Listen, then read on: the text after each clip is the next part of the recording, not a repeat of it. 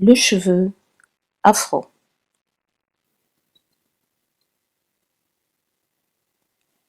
Les 3 types de chevelure laguneuse. Le cheveu afro de naissance est soit ondulé et ou bouclé, soit légèrement raide. Ce cheveu afro de naissance frise plus ou moins en poussant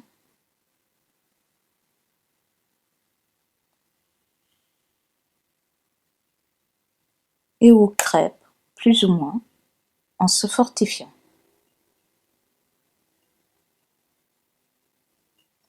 La pratique des techniques ancestrales africaines par le Centre de recherche Belgalouet prouve que naturellement la chevelure afro est un mélange de cheveux bouclés, ondulés et légèrement raides.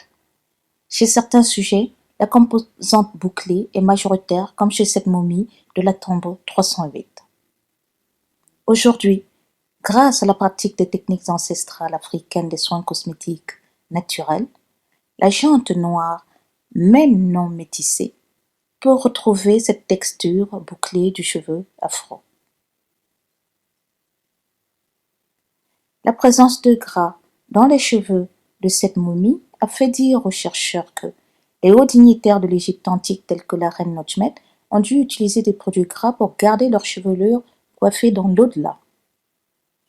Or, les recherches du centre Belgalouet démontrent que pour maintenir la texture normale de naissance du cheveu afro qui est à tendance sèche, il lui faut un apport permanent en gras. Et le type de cheveux de cette momie n'est point une coiffure comme l'ont cru les chercheurs, mais tout simplement la version ondulée du cheveu afro sain et normal, tel qu'on le voit ci-contre. Il peut également arriver que la composante lisse du cheveu afro soit majoritaire, comme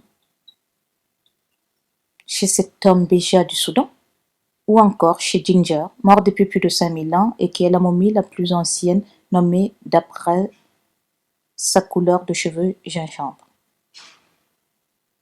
Enfin, les cheveux naturels composant cette perruque ancienne sont bien des cheveux afro. La qualité de ces cheveux correspond bel et bien aux cheveux afro normal et sains, tels qu'on peut le voir ci-contre, ou aux cheveux de Samburu du Kenya. Alors, on est en droit de se demander comment les Noirs ont perdu la mémoire du traitement de leur chevelure en la laissant se dégrader au point de devenir le cheveu crépus contemporain ultra sec qui est pratiquement incoiffable. Car voici la texture normale du cheveu afro telle que les recherches et les résultats du Centre Belgalouet le prônent grâce à la cosmétique alimentaire naturelle issue des techniques ancestrales africaines.